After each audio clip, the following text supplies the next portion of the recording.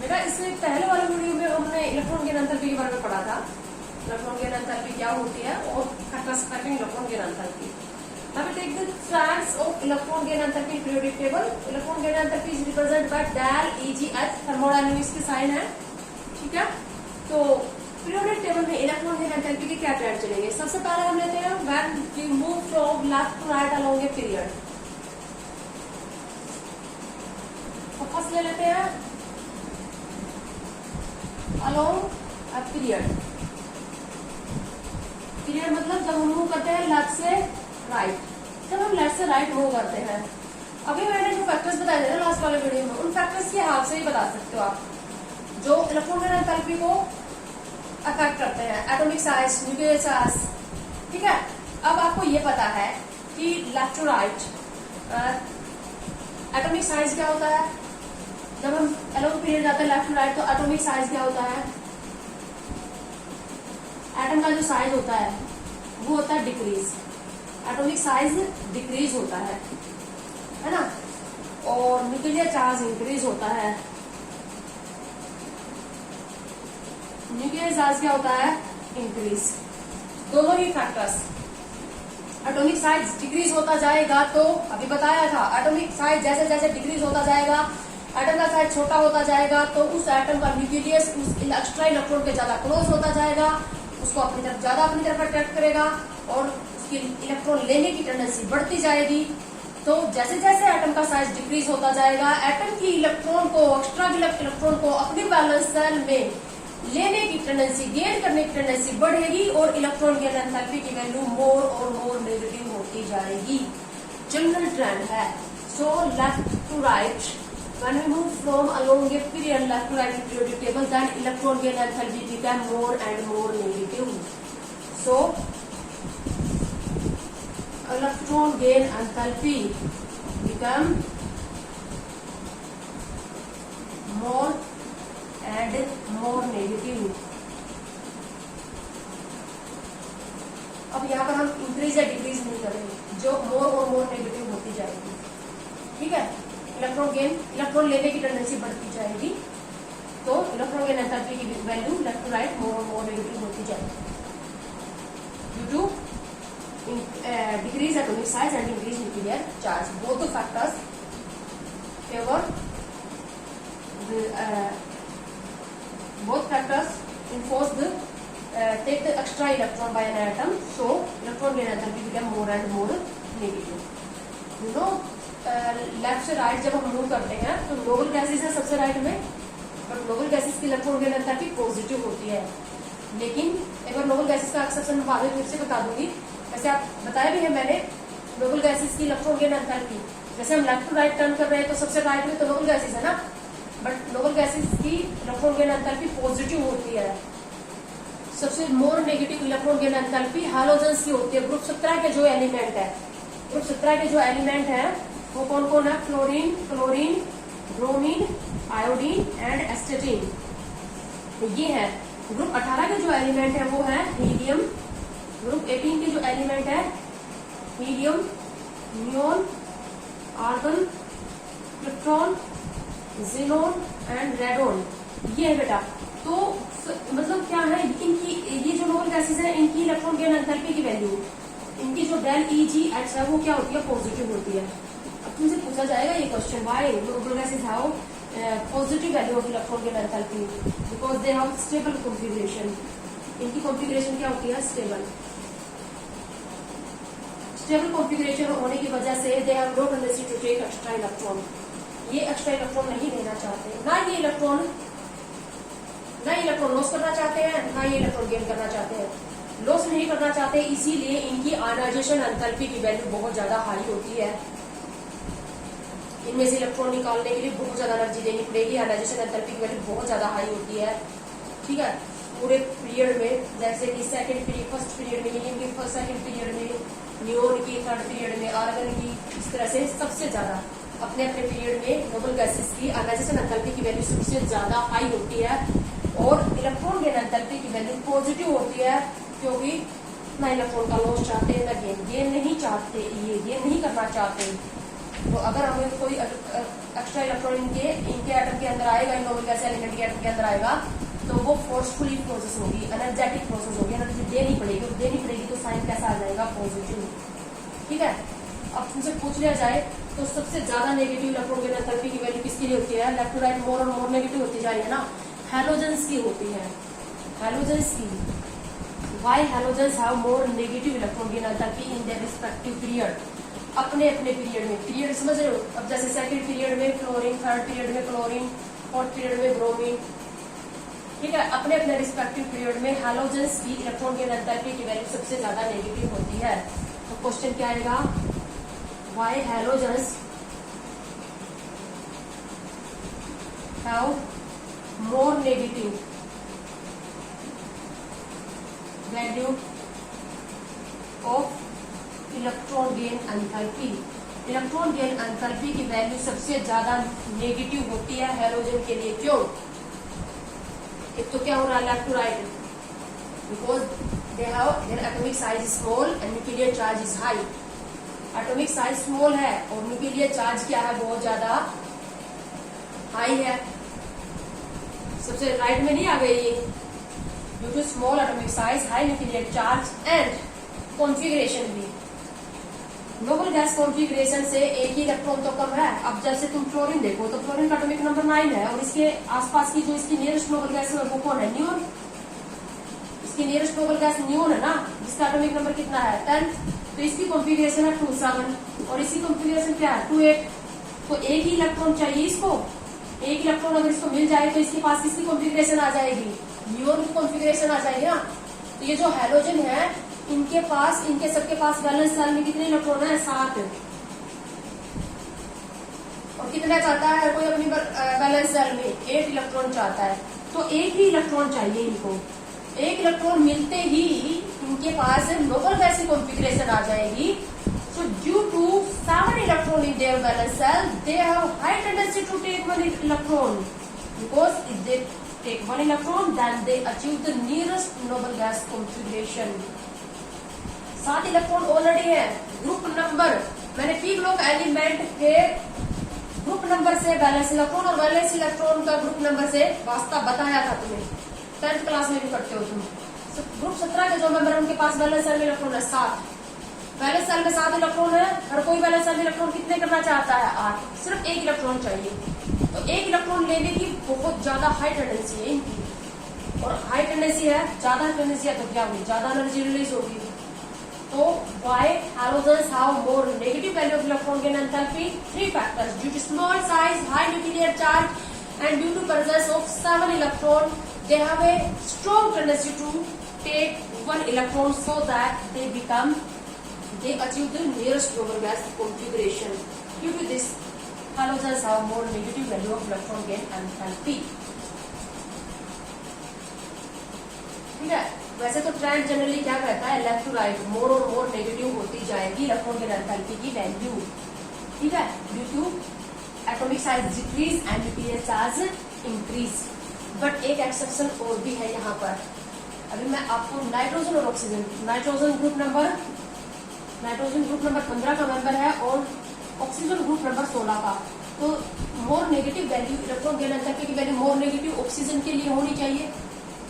ठीक है, वैसे तो ऑक्सीजन के लिए मोर नेगेटिव है, बट नाइट्रोजन की जो इलेक्ट्रॉन गेन एंथैल्पी की वैल्यू वो पॉजिटिव है। नाइट्रोजन की इलेक्ट्रॉन गेन एंथैल्पी की वैल्यू पॉजिटिव है। इससे पहले कौन है हमारे पास है यहाँ पर ग्रुप 14 में कार्बन, इसकी नेगेटिव है, इसकी इलेक्ट्रॉन गेन एंथैल्पी की वैल्यू, इसकी भी नेगेटिव है। लेकिन नाइट्रोजन की electron gain enthalpy generally group 15 के जो मेंबर है उनकी इलेक्ट्रॉन गेन एंथैल्पी की वैल्यू भी पॉजिटिव है, नोबल गैस इसकी तरह। रीजन क्या है, 15 ग्रुप 15 की जो मेंबर है उनकी इलेक्ट्रॉन गेन एंथैल्पी की वैल्यू जैसे नाइट्रोजन है, फास्फोरस है, उनकी पॉजिटिव ही है।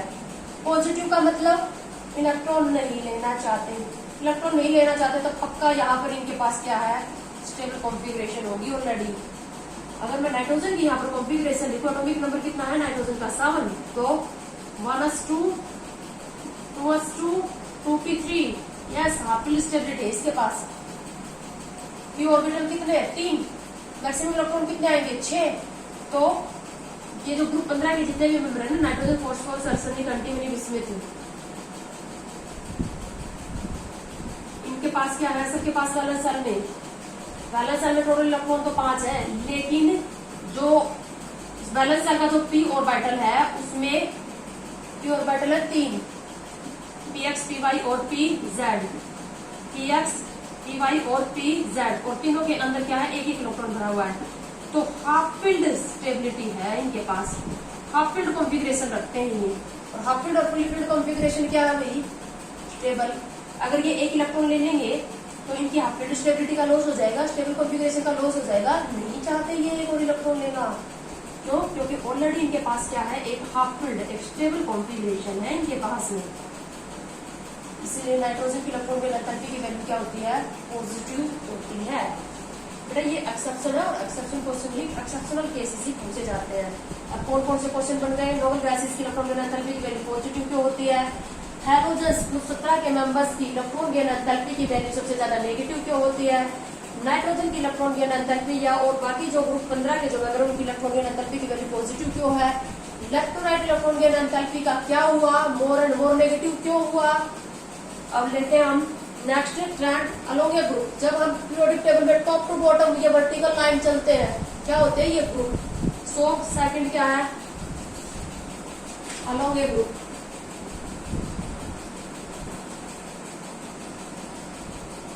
अलोंग ए ग्रुप, जब हम अलोंग ए ग्रुप मूव करते हैं top to bottom,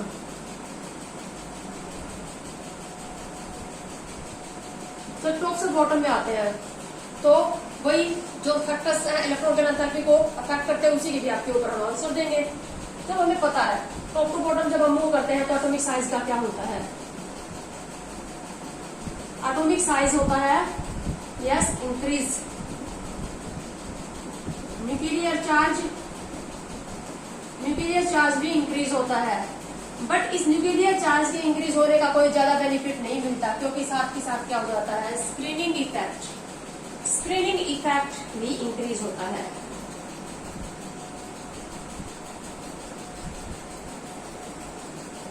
screening effect भी क्या होता है, इंक्रीज। स्क्रीनिंग इफेक्ट समझते हो,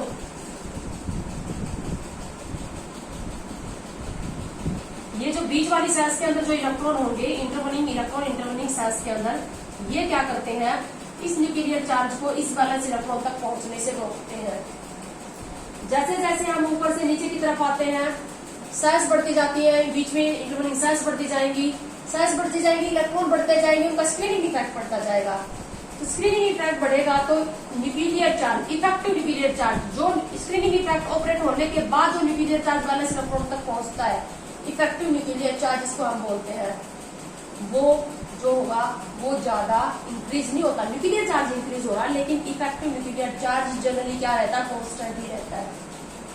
ऊपर से डिस्टेंस तो बढ़ रहा, जैसे जैसे एटम का साइज बढ़ता जाएगा, डिस्टेंस क्या हो रहा है, इलेक्ट्रॉन का न्यूक्लियस का, एटॉमिक साइज इंक्रीज होगा तो जो एक्स्ट्रा इलेक्ट्रॉन है, अब एक्स्ट्रा इलेक्ट्रॉन का जिक्र चल रहा है, ये इलेक्ट्रॉन यहाँ पर पड़ा है, तो अगर एटम का साइज क्या होता जाएगा,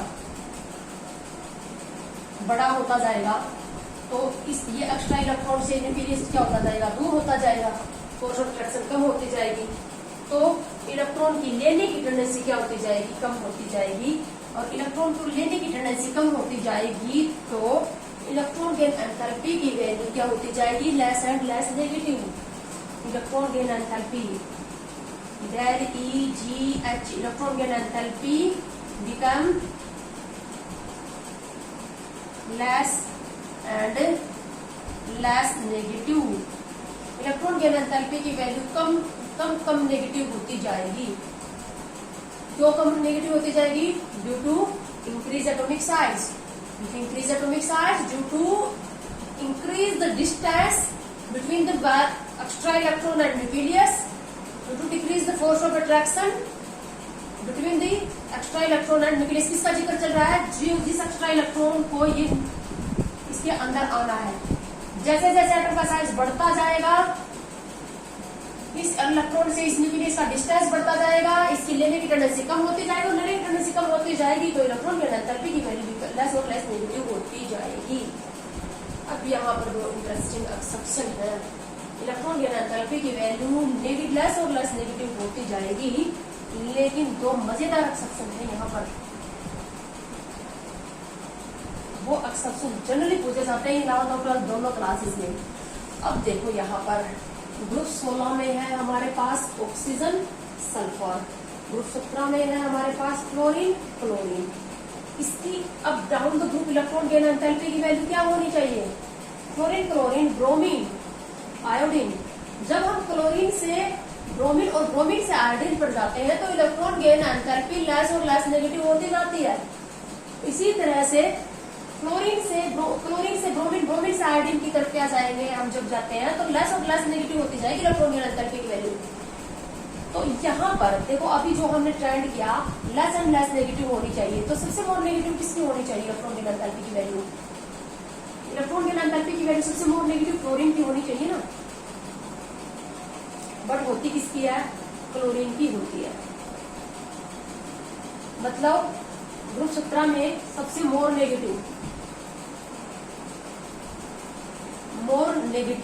डेल EGH, सबसे मोर नेगेटिव इलेक्ट्रॉन गेन एंथैल्पी की वैल्यू किसकी होती है? क्लोरीन की। इसी तरह से ग्रुप 16 में oxygen sulphur selenium tellurium and polonium, इसमें सल्फर की होती है सबसे मोर नेगेटिव। होनी क्या चाहिए थी सबसे more negative? Down the group तो लेस नेगेटिव होनी चाहिए थी ना, ठीक है। तो क्या होता है सबसे मोर नेगेटिव ऑक्सीजन की होनी चाहिए थी इसमें, और इसमें क्लोरीन की होनी चाहिए थी, बट हो गई किसकी सबसे मोर नेगेटिव? सेकंड एलिमेंट की हो गई। सेकंड एलिमेंट की जो इलेक्ट्रॉन गेन एंथैल्पी की वैल्यू है वो सबसे मोर नेगेटिव हो गई। कारण क्या है समझ रहे हो तुम? डाउन द ग्रुप जब हम मूव करते हैं तो इलेक्ट्रॉन गेन एंथैल्पी की वैल्यू क्या होनी चाहिए थी? लेस और लेस नेगेटिव होनी चाहिए थी। क्यों? क्योंकि एटॉमिक साइज इंक्रीज हो रहा है, तो इलेक्ट्रॉन लेने की टेंडेंसी, एक्स्ट्रा इलेक्ट्रॉन की लेने की टेंडेंसी क्या होती जा रही है? कम होती जा रही है। तो सबसे मोर नेगेटिव इलेक्ट्रॉन गेन एंथैल्पी की वैल्यू हम किसकी एक्सपेक्ट कर रहे थे? ग्रुप 17 में फ्लोरीन की, और ग्रुप 16 में किसकी एक्सपेक्ट कर रहे थे? ऑक्सीजन की। बट ऑक्सीजन से मोर नेगेटिव किसकी है? सल्फर की। और फ्लोरीन से मोर नेगेटिव किसकी है? क्लोरीन की। ठीक है, तो ये तुमसे पूछा जाएगा why chlorine have more negative electron gain enthalpy than that of fluorine. In the same way, sulfur have more negative electron gain enthalpy than oxygen, despite the atom of sulfur element is larger in size than that of oxygen, and atom of fluorine element is larger in size than that of fluorine. Atom का size बड़ा होने के बाद भी electron gain enthalpy की value more negative क्यों हो गई? तो एक्सेप्शन क्या है? क्वेश्चन बनेगा तुम्हारा यहाँ पर कंफर्म दोनों क्लासेस में बनता है 11th और 12th में। क्वेश्चन क्या है? Why electron gain enthalpy of chlorine has more negative than that of fluorine? इसी तरह से why electron gain enthalpy of sulfur has more negative than that of oxygen? Group 16 में सेम यही question. Reason देखते हैं अब इसका, आंसर करते हैं अब इसका क्या कारण है। अब फ्लोरीन के केस में मैं दोनों का एक साथ करवा रही हूँ। ग्रुप 16 और 17 में चल रहा है ये ग्रुप। यहाँ पर ऑक्सीजन है, सल्फर है, यहाँ पर है फ्लोरीन और क्लोरीन। ठीक है, हम मोर नेगेटिव किसकी एक्सपेक्ट कर रहे थे? इसमें ऑक्सीजन की और इसमें क्लोरीन की। बट मोर नेगेटिव है किसकी? 16 में सल्फर की और 17 में किसकी? क्लोरीन की। दोनों में सेम रीजन आएगा, चाहे क्वेश्चन किसी में से पूछ लिया जाए। जनरली पूछा जाता है इसमें से क्लोरीन और फ्लोरीन का रीजन पूछा जाता है। अब ध्यान से देखना, फ्लोरीन जो है, फ्लोरीन की अगर हम कॉन्फ़िगरेशन लिखते हैं, फ्लोरीन का एटॉमिक नंबर 9, तो कॉन्फ़िगरेशन हम क्या लिखेंगे? 2-7 लिखेंगे। क्लोरीन का एटॉमिक नंबर कितना है? 17 है, तो कॉन्फ़िगरेशन क्या लिखेंगे? 2-8-7। ठीक है, जो एक्स्ट्रा इलेक्ट्रॉन आएगा फ्लोरीन के अंदर, जो एक्स्ट्रा इलेक्ट्रॉन आएगा, मैं यहाँ पर स्ट्रक्चर भी बनाती हूँ फ्लोरीन एटम का। तो पहले साल में कितने इलेक्ट्रॉन है? 2। ठीक है, और दूसरी साल में कितने इलेक्ट्रॉन है? सेकंड साल में कितने इलेक्ट्रॉन है? 7 इलेक्ट्रॉन है, 7। ठीक है, क्लोरीन में देख लेते हैं। क्लोरीन में पहली साल में कितने इलेक्ट्रॉन है? 2। दूसरी साल में कितने इलेक्ट्रॉन है? 8। ये 8 में लिख देती हूँ। तीसरी साल में कितने इलेक्ट्रॉन है? फिर तीसरी साल में 7 ही है। अब एक्स्ट्रा इलेक्ट्रॉन जो आना है, एक्स्ट्रा इलेक्ट्रॉन जो आएगा वो कौन सा आएगा? 8वां आएगा ना। किसमें आता है? एक्स्ट्रा इलेक्ट्रॉन बैलेंस सेल में आता है। फ्लोरीन में जो 8वां इलेक्ट्रॉन आएगा, 7 ऑलरेडी है, वो दूसरी सेल में आएगा।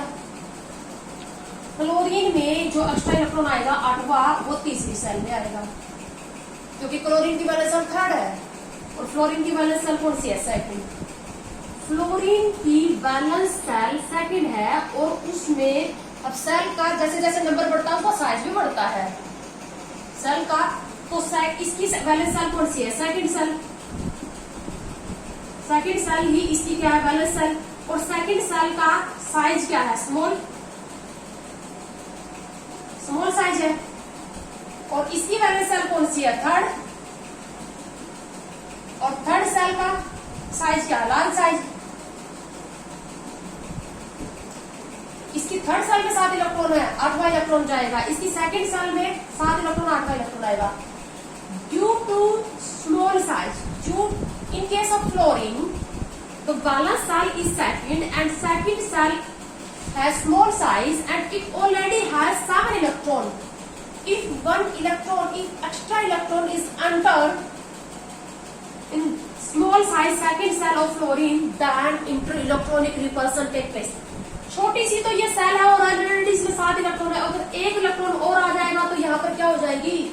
इंटर इलेक्ट्रॉन के बीच में रिपल्सन आ जाएगी। और रिपल्सन कोई नहीं चाहता। रिपल्सन अपने आप कभी भी नहीं होती। रिपल्सन कोई स्पॉन्टेनियस प्रोसेस हो ही नहीं सकती। स्पॉन्टेनियस प्रोसेस का मतलब ऐसे प्रोसेस जो बिना एनर्जी के हो जाए, अपने आप हो जाए।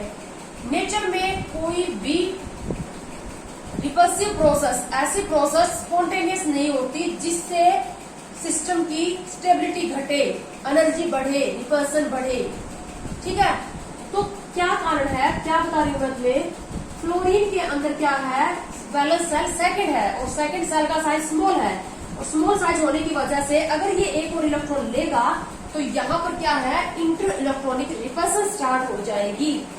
जबकि क्लोरीन के केस में क्या है? वैलेंस सेल है 3rd और 3rd सेल का साइज लार्ज है। लार्ज साइज होने की वजह से ये आसानी से क्या कर सकता है? इस एक्स्ट्रा इलेक्ट्रॉन को बिना इंटर इलेक्ट्रॉनिक रिपल्सन के इंट्रोड्यूस करवा सकता है, गेन कर सकता है।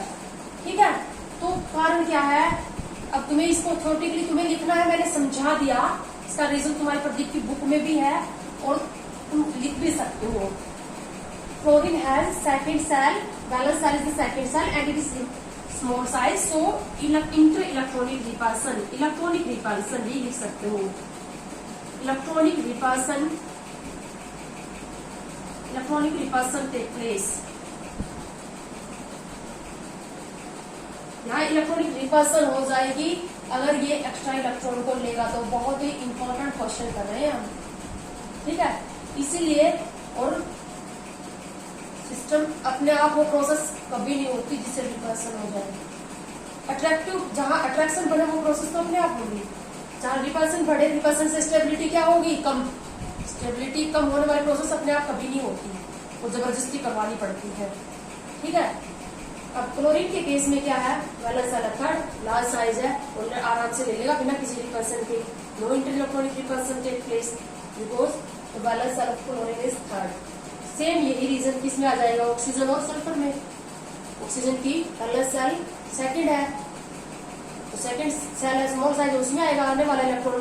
सल्फर में 3rd सेल में आएगा आने वाला इलेक्ट्रॉन, तो वहां कोई रिपल्सन नहीं होगी। तो ये भी बेटा हमारे पास इलेक्ट्रॉन गेन एंथैल्पी, इसके ट्रेंड और कुछ एक्सेप्शनल क्वेश्चन इस पीरियड में, इस लेक्चर में